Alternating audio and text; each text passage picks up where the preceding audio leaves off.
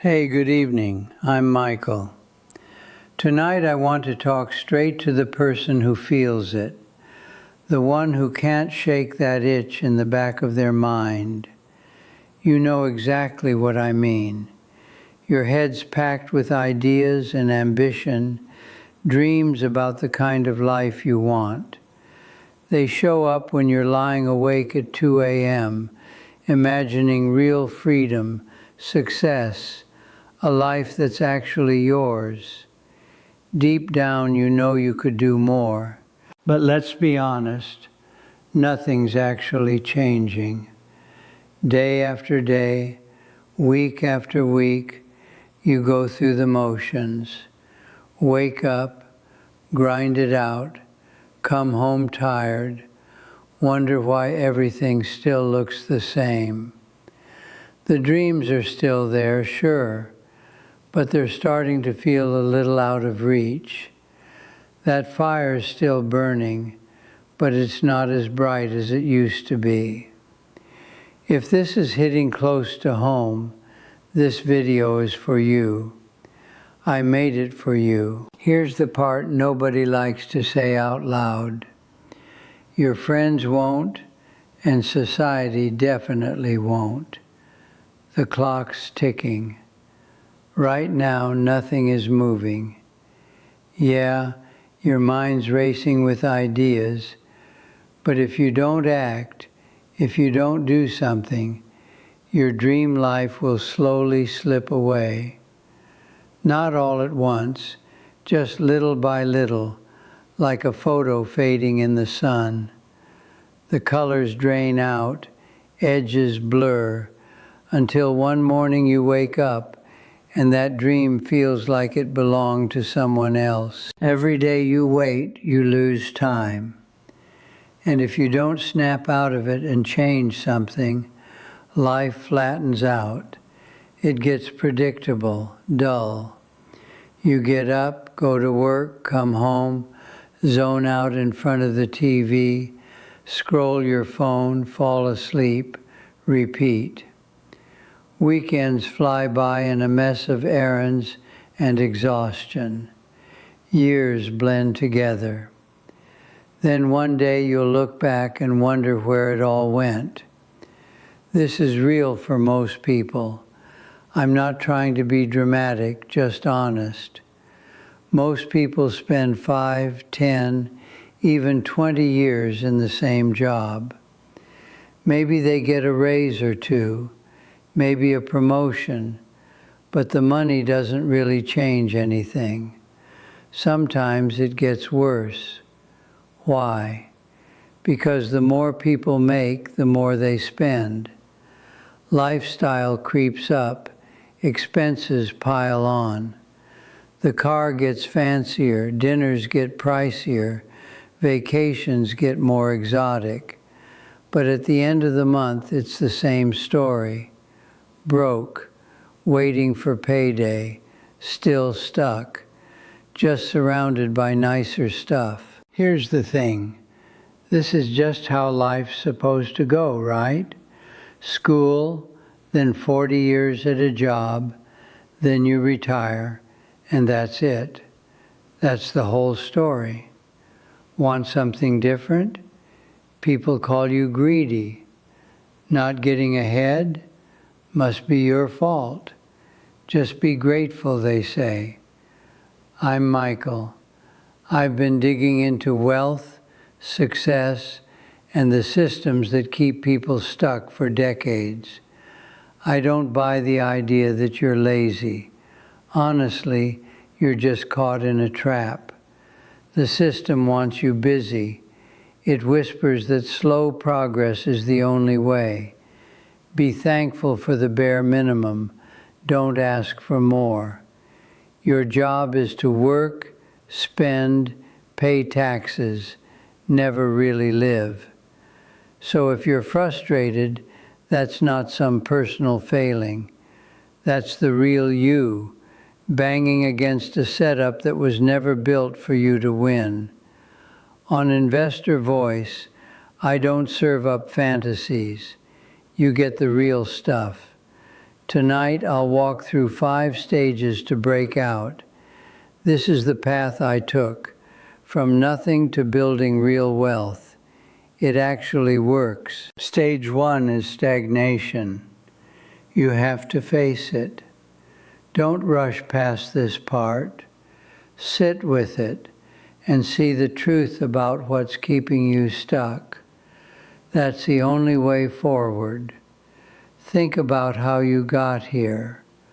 All your life, there was a plan. School with its rules and teachers, tests and report cards, parents laying out what's expected. You always knew the next step, but then suddenly it's over. You leave school, start a job, and the path vanishes. No instructions, no guidebook for building wealth. Nobody tells you how to manage your money or how the system actually works. You're left to figure it out on your own. So what do? Well, what almost anyone would. You play it safe. You keep the job because it's steady. You avoid risk because risk means danger. You do what everyone else does because, honestly, what else do you know? You follow the script because you didn't even realize there was another option. But here's the catch. Stay in this stage too long, and you end up a debt slave. That's someone whose paycheck barely covers the bills. One unexpected expense, and they're in trouble.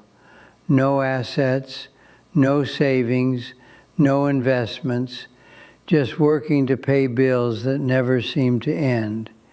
It's like running on a treadmill that keeps speeding up. You're exhausted just trying to keep pace. Take a look at the national debt clock in the U.S. Over $36 trillion right now, and it's ticking up every second. That's not a typo. 36 trillion. If that doesn't show you just how much our world runs on debt, nothing will. Governments, corporations, regular people, everyone borrows against tomorrow just to make it through today. But eventually, someone has to pay up. People own less now. Fewer homes, fewer cars. Renting just feels normal these days, whether it's your apartment, your car, your couch, or even the software on your laptop. Honestly, it's like you never really own anything anymore. This whole Great Reset idea just pushes that even further. Power slips away from regular folks. You don't own, you rent. You pay to use stuff, but you never actually get to keep it. Someone else, some corporation or the government, owns your home, your car. You work, you spend, then you do it all over again. At the end of the day, you've got nothing to show for it. And here's the worst part. They tell you money doesn't buy happiness. That's a lie. The rich came up with that line to keep you quiet. If you believe money doesn't matter, you stop fighting for a better life. You just accept things. You grind away at jobs that suck the life out of you, hoping you'll get a pension that barely pays your bills. Spot this trap early, you can get out before you're too deep in. Take a risk. Make a move. Don't end up like the 58% of Americans living paycheck to paycheck. That number's only going up if nothing changes. But you don't have to be part of it. You can break free. The first step matters more than any other. It sets the pace for everything that comes after. Start by grabbing total control of your finances. Not just a little, really go all in. Track every single dollar. That coffee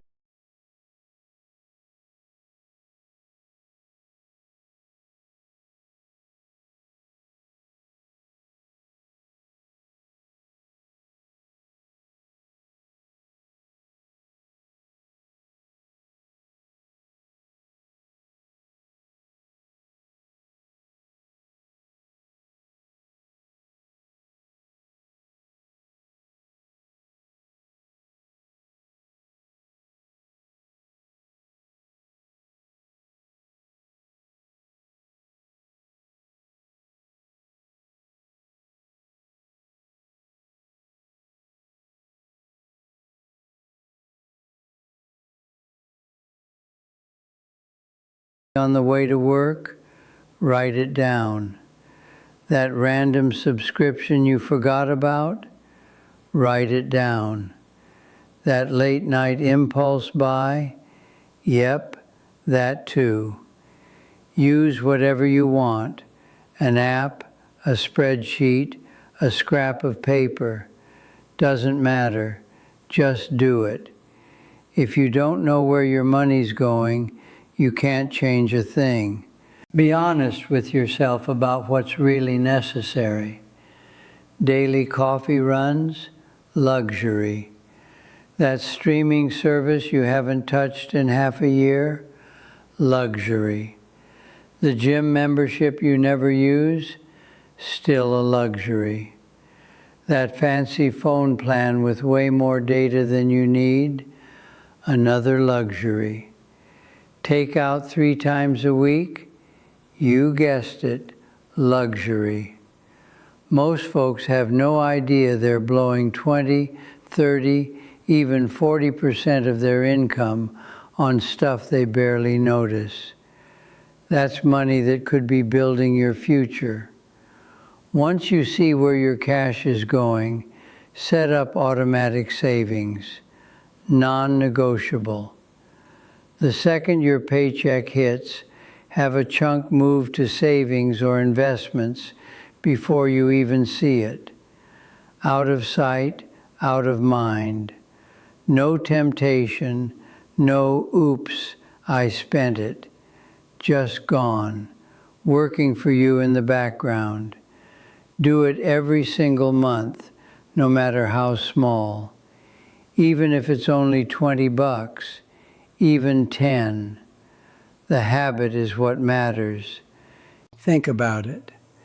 Your Xbox saves your progress automatically. You don't have to think about it or press save every 5 minutes. It just happens in the background. Why aren't you doing the same with your money? Why rely on willpower when you can let automation take care of it? Stage 2 is where things start to shift. This is ignition, the spark. Suddenly the engine turns over and you feel real movement. Here's the crazy part. More than half of people never get here. They stay stuck in that flat, boring, uninspired place their whole lives. This is where you'll start to notice a gap growing between you and your friends. This is when things get real. You're doing everything you can to get ahead. You're tracking your spending, automating your savings, always learning something new. It's not easy. 2 things really trip you up. First, your friends. When you start making progress, it makes their lack of progress obvious. They can either step up or get uncomfortable. And most people, honestly, would rather pull you back down than change themselves. You've noticed it. You share some good news, and suddenly everyone changes the subject or acts like it's no big deal. They're not bad people. They just don't know how to handle it. Don't let it get to you. Don't feel guilty. Keep moving forward. Second, inflation. It's the quiet killer. Leave $5,000 sitting in the bank while inflation ticks along at 2.5%, and in 20 years, it's only worth what $3,051 is worth today. Almost 40% gone, just like that, and you didn't even spend a dime. So invest. Put that same $5,000 into the S&P 500 at 7% returns, and in 20 years, you're looking at over $20,000. That's compounding at work. That's your money doing the heavy lifting. You don't need a fortune to start. Even $1 a day is enough. Just make sure you've got enough cash for your bills and emergencies. Once you get some momentum, things start to speed up. Your habits get stronger. You win more often. But here's the thing. What got you started won't actually set you free, not unless you want to wait forever. So you've got to push harder. 3 things matter most: cash flow, connections, and confidence. These changed everything for me. Let's dive in. First up, cash flow. You need money coming in, plain and simple. It keeps everything moving. Think of it like gas in your car. No gas, you're not going anywhere. If you don't have cash flow, you can't invest, can't grab new opportunities, and you're stuck just scraping by. The best way to get cash flow, especially when you're just getting started, start a side hustle that brings in money right away. Don't get hung up on building the next big thing or some unicorn startup. Focus on something simple, something that solves a problem and makes money now. Ideally, it's a service-based hustle. These usually need little money to start, and you get paid fast. Take a look at what you're already good at. What do you know that someone else might pay for? Maybe you're great at social media. Go help local businesses with their accounts. Maybe you can edit video. Offer your skills to content creators. If you know Facebook ads, help companies run better campaigns. Good at writing? Do some copywriting. Super organized? Offer virtual assistants. You get the idea. Just start something that brings cash in quickly. Honestly, if I had to do it all again, I'd go with a service business that helps other businesses, especially when the economy's shaky. Here's why. Companies always need more revenue. If you can show them you boost their bottom line, you're not just another vendor, you're an investment. That makes you valuable, no matter what's happening in the market. Even when companies are slashing budgets, they still need customers, marketing, sales, the basics. If you can fill in those gaps, you'll always have work. Now, let's talk about connections. People seriously overlook how important this is. The people you spend time with will absolutely shape your future. It's not just what you know, it's who you know, and even more important, who knows you. Look at any group of successful people. You'll find them hanging out together at events, in mastermind groups, on podcasts. They aren't just being social. They're learning from each other, getting inspired, and opening doors for one another. You've probably heard this one. Hang around 5 losers and you'll be the 6th. Hang out with 5 successful people and you'll be the 6th. That's not magic. That's just how it works. When you're around people who push themselves, you start to push yourself too. When you're surrounded by big thinkers, your own ideas get bigger. And when everyone's hustling, you feel weird if you're not keeping up. So get out there and connect. I know networking sounds stiff and awkward, but it doesn't have to be that way. Go on Instagram or LinkedIn.